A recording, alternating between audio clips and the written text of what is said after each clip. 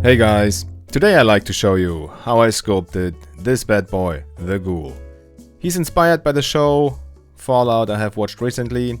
I hope you enjoy watching me sculpting him, so let's jump into the video and start sculpting. As always, I start drawing in my center lines into my sculpture. If you watch my videos, you know this process. This time, I'm not showing you how I prepare my armature because I've done this multiple times, so if you're interested in how I make my armatures, just watch my previous videos and you can see how I do my armatures. At this early stage of the sculpture, I focus mainly on the basic shapes and the symmetry of my model. Here can you see how I build up his neck. But everything is still very basic and I'm not looking for details at this stage. Knowing human anatomy for a project like this is very important. The better you know how human anatomy works, the easier it will be for you sculpting a human figure. If you're a beginner sculptor, I recommend using much reference as you can and learn the fundamentals of sculpture. This way you will be less frustrated with your sculptures and improve faster. But the most important thing is you enjoy sculpting and keep doing it. I'm not focusing too much on details of his muscles. I need to see the muscle groups, but I'm not working too much on them because I know this guy, he will wear a jacket and clothing, so it's not important to fully detail the muscles, but I need the volumes. Once I'm adding his outfit, everything will look right, so he's not having a too flat chest, and also I'm working with red clay or colored clay in this project, what makes things in hindsight a bit more difficult for me because I'm used to sculpt in single colored clay, so it's easier to come back and change volumes and make changes on the fly. But using colored clays, you have to think way more ahead what you're doing and when you're adding the next layers of clay. So everything beneath the clothing needs to be right. Keep this in mind when you work with colored clay. The volume and form of the model looks good enough for me, so I decide I can start continuing with details. And now I'm focusing on the head, because the head is the most visible and exposed thing, and also it's my focal point of the whole bust, because the bust doesn't have any arms or anything or much left of a human, so you have to work on the focal point. In this case it's his head, it's the portrait of him. The first part I'm adding is his nasal cavity. Also, I'm trying to make space for his eyes, establishing the eye sockets. But I had a little problem. I'm hitting the armature, so I couldn't go deep enough for his eyes, because my idea was adding pre-baked eyeballs, so this is not working and I have to sculpt the eyes, but this can happen. But now the fun part can start. The challenging part is to show the bony understructure of his skull covered with flesh and skin, because his skin is so burned from the radiation that you can see all the bones underneath. But like I mentioned before, this is for me the most fun part of it. I really enjoyed sculpting all the little details of his rotten, radiated, burned skin.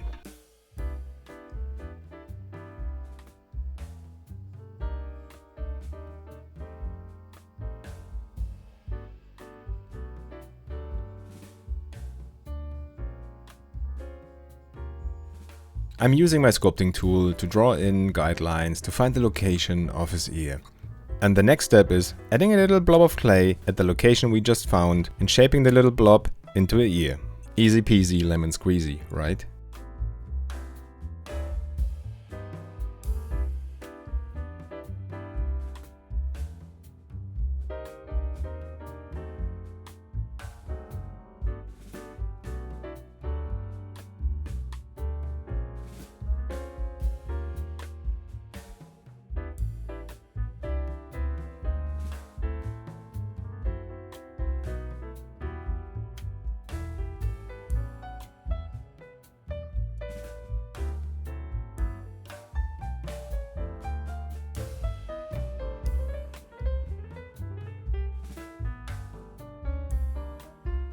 Now we have finished the ears, but we can't leave them like that. They look way too clean and way too healthy. So we take our ball stylus sculpting tool and turn them more into appropriate looking, radiated, wasteland resident looking ears.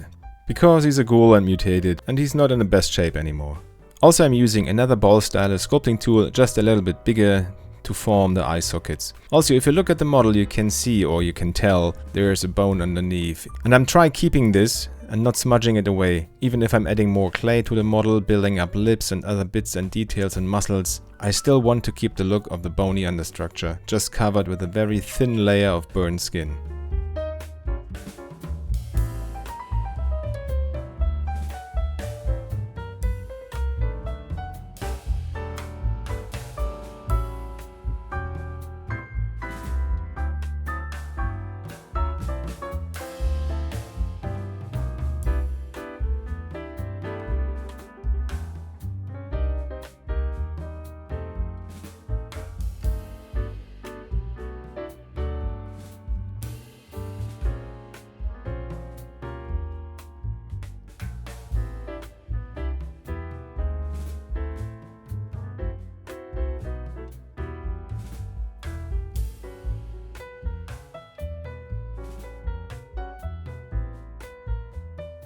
I'm really enjoying building up the details and all the little muscle layers on his portrait. Here you see me using a very pointy bit sculpting tool to make room for white clay later so I can sculpt the teeth. I'm also using a small spatula sculpting tool to build up more little layers of skin and muscles on his portrait.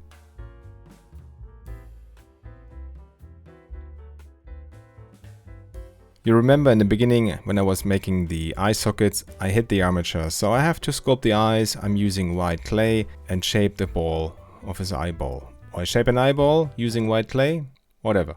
There was definitely too much white and balls for the minute, so I leave the eyeball again and concentrate again on the texture of the skin and adding more muscles. I will sculpt the second eyeball later, but probably I forgot to film it, or I thought it's not interesting sculpting another white ball, and I decide to continue adding more muscles and working on his portrait. Here you see I have finished both eyeballs and I'm adding more skin to the underneath of his jaw and make it look more hanging down and rotten skin by adding little snakes of clay. I keep adding more clay rolls to his neck till I'm happy with the look, and I'm switching to a ball stylus tool and start blending the build-up volume, so I can smooth it later with a soft brush and alcohol.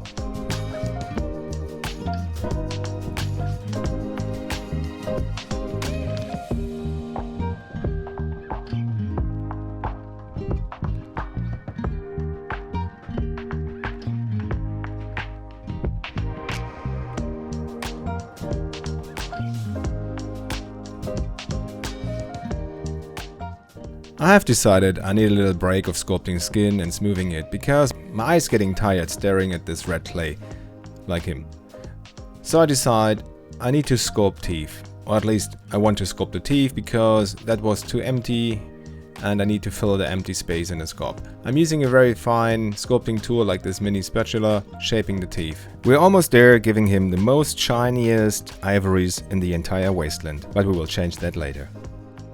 This time I use silicone clay shapers to build up the eyelids. Most of the time I use them because they're a bit more softer than metal tools and not so aggressive, especially when you have soft clay eyes underneath. I mean, you can use metal tools, but it depends how sensitive you are with your hands and control you have with the tools using them.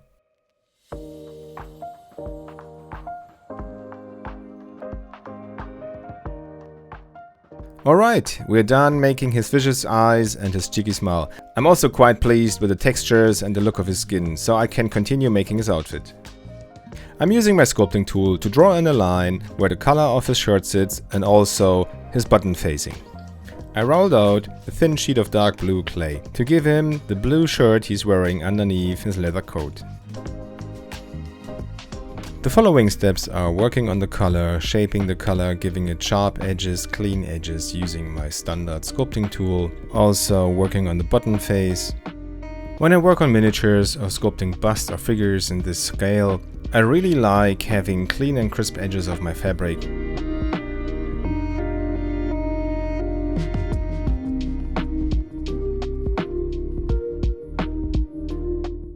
We can add the next layer of clay. This time I use a brown leather colored clay. I roll them out on my pasta roller very thin, so I can add it on top of the first layers. Here you can see me building up another color of his coat by using a thin palette knife, cutting the shapes. Also, I'm building up more and more volume where I think I need more volume because the shape doesn't look right, especially here on the color. You can see it was just too flat, so I'm looking more for a curved look. So you can tell there is some weight on the color and also resistance when you bend it over. So it's not just a straight flat edge.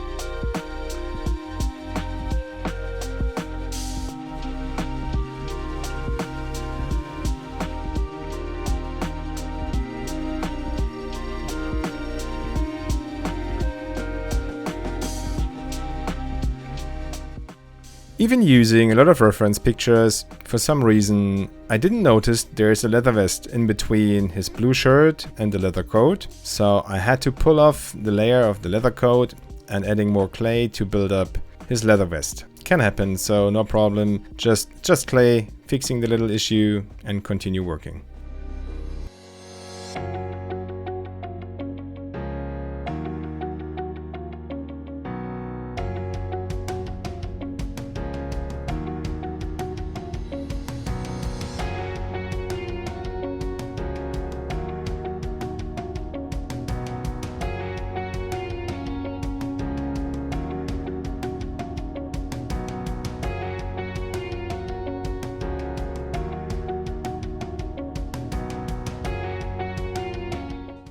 I think his leather coat looks good enough, but a little bit boring, so it's time to give him a little bit more life by adding more sausages of clay and start sculpting wrinkles and folds into him.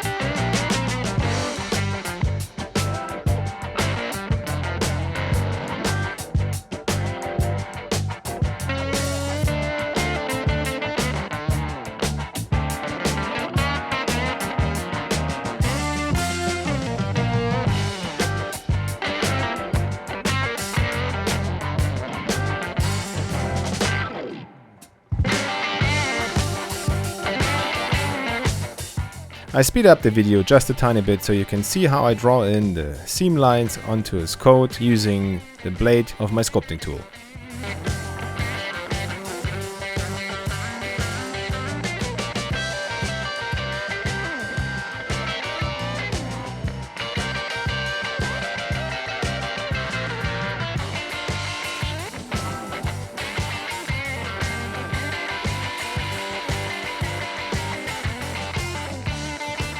Alright, so here you can see the finished seam lines on the coat. I'm using now a very soft brush to add more details because those thin rolled out sausages of clay are very difficult to handle with a standard sculpting tool, or in general with a sculpting tool it's easier using this or using a silicone clay shaper. Also I'm using a ball stylus sculpting tool to make room for the buttons later.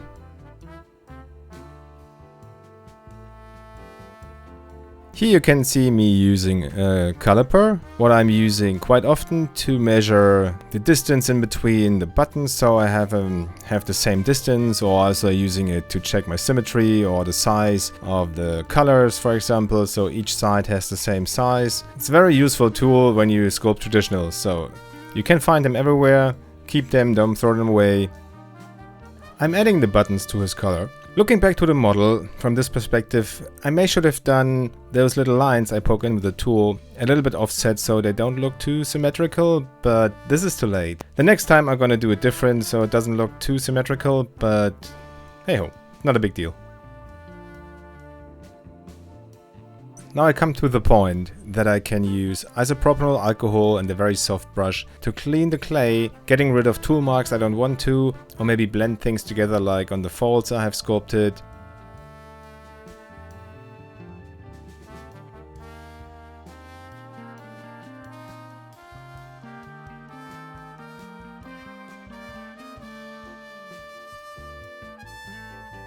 Here I'm using a more aggressive brush with stronger bristles, because I want to give the coat also a little bit of texture, so when you paint him later it doesn't look too boring.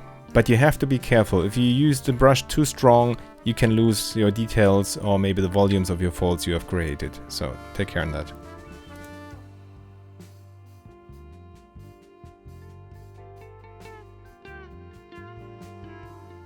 Now after all this work it's time to have some fun. We grab again the soft brush and isopropyl alcohol and soften the skin. I have to be careful not to destroy all the little details and volumes I have built up previously with the brush and the alcohol, because that can be very aggressive, so be gently with that. But at the end it looks so nice once you are done.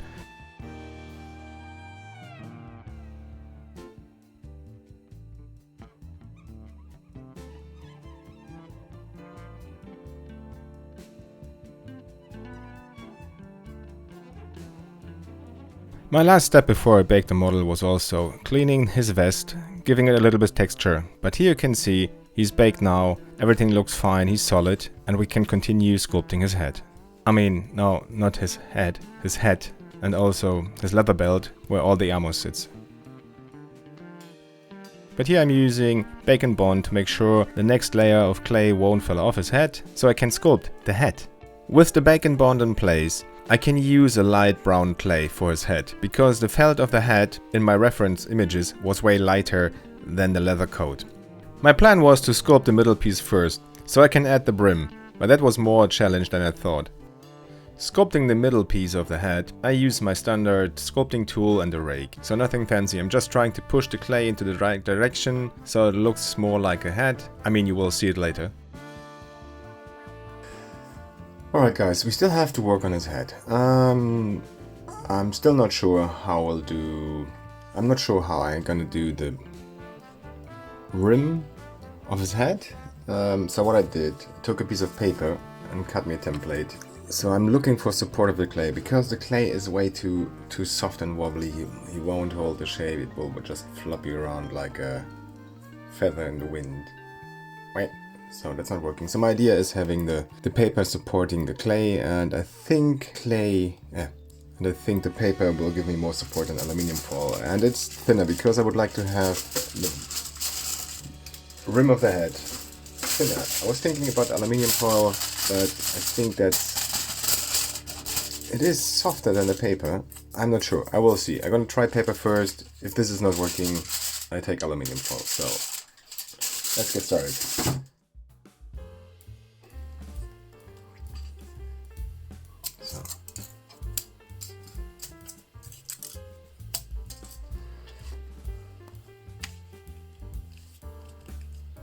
So I rolled the clay very thin. That's just, I think it's the thinnest setting I can have on my pasta roller.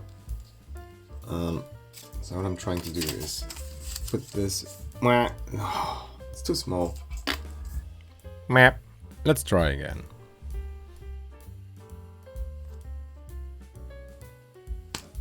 Second try. I hope everything will be fine. I have the paper in between two layers of clay, very thin, tried to give it a clean edge, and now removing it from my turntable, and you see already it's not great. The clay is not sticking to the paper, but that was not the biggest issue.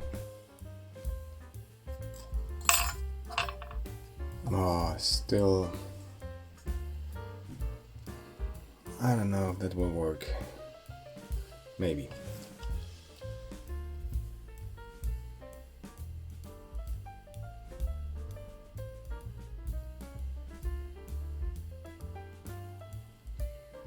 Nope. Not working.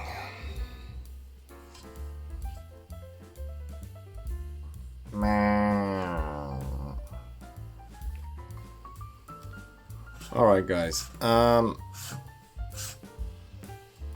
paper was not working. I have sandwiched aluminium foil and paper now in him. Oh, let me move him back a little bit and focus. Yeah, the paper didn't work. It was too flimsy, too floppily, too bubbly, whatever. So we have aluminium in there. Now I'm pressing it, pressing the rim of the head a little bit down, make it fit. Maybe trim off the edge because it's still wonky. I have to trim it off with a scissor. But let me do this off camera quick and see how it looks. All right, back in a sec.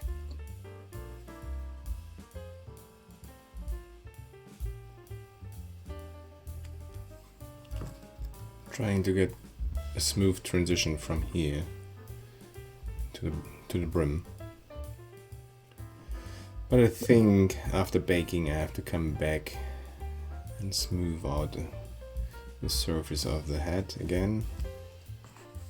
After a lot of struggle with the brim of the head, I made it to make it look kinda alright. Well, at least I was happy. I could clean the edge of the brim, and come back with a brush and isopropyl alcohol, cleaning it and adding the last detail on the head. Before I can continue with the other details, because I still need to add more details to his ammo belt, you see me here rolling out yellow clay, what will be the shells, the shotgun shells. And here I'm adding the shells to the belt. I could have done them a bit more fancy, a bit more detailed, but I'm very far into the project and I lost a little bit the patience. So it will be alright. It's good enough, I think. The only thing I have left to do is adding this little thin sheet of clay, what keeps the ammunition shells in place before I can bake him.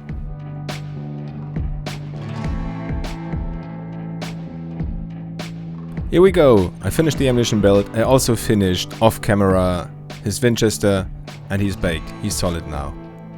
And we can start painting him. After the model is cooled down, I can start adding the first layers of skin tone. The paint is very thin because I don't want the paint dry too fast, because once it's done, I can continue with highlighting the skin tone with the next layers of brighter skin tone wet blending.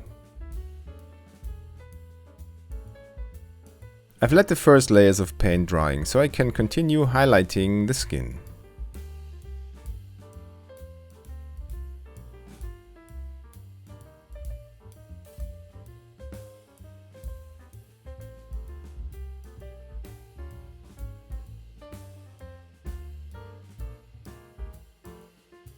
I was not so pleased with the look of the skin, so I grabbed a bigger brush and give it a dry brush with a very light tone, like a yellowish skin tone, because in the reference pictures his skin looks very orangey burned, or very pale, not pale, orange, reddish, so my idea was going lighter with the color and come back with a wash.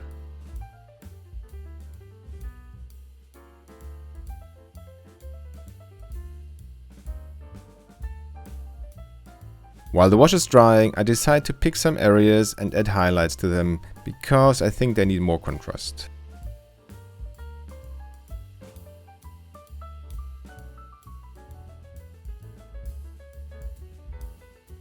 I'm quite happy with his skin tone right now, but his cheeky smile is still way too bright, so we have to change this, adding another wash.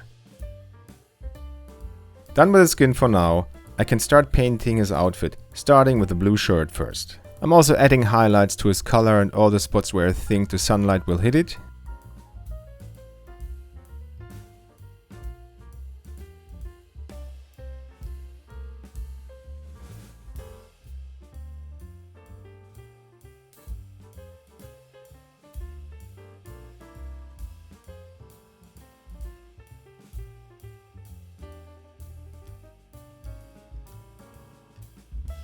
I thought the inside of his nasal cavity was too bright, so I'm adding another wash.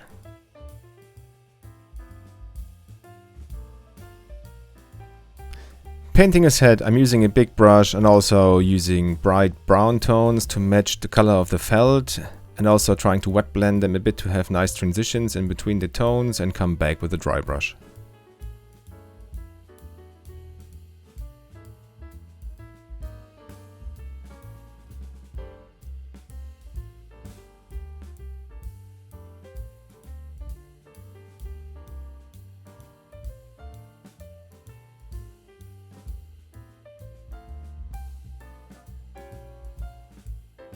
Having the head done out of my head, I can start applying the first coat of brown tone for his leather coat. Once this is done, I can take a lighter brown tone, give it a light dry brush, so I can add another wash to have more contrast in the folds and come back with the last highlights.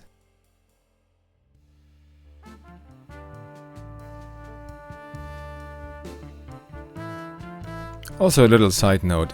If you wonder why I'm not so worried about my brush strokes, I think all the brush strokes you can see are adding texture to the coat, because it's a worn old coat and every scratch and every little highlight will be reflected by those scratches, so this is why I'm not so worried about my brush strokes. Every brush stroke is adding just a bit more texture to the model.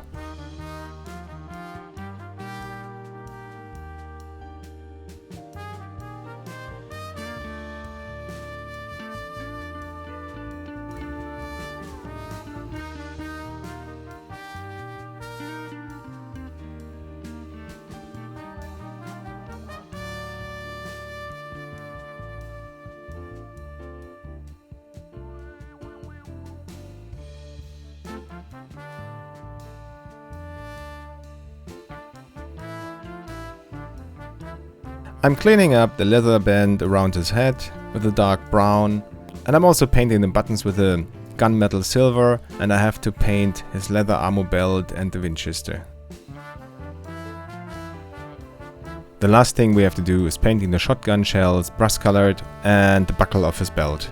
That's it guys, we're at the end. I hope you enjoyed this video and me sculpting this bad boy. Let me know down in the comments what you think and you like to see in the future. Thanks for watching, enjoy the final shots.